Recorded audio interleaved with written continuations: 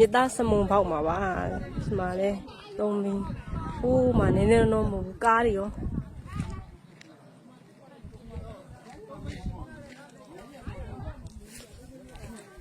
မကြည့်အောင်ကြည့်အောင်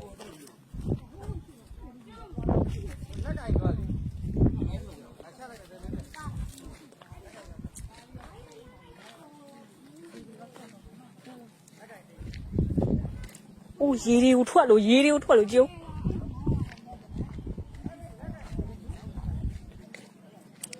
အောက်ထဲမှာမြေကြီးထားတဲ့အချိန်နဲ့တ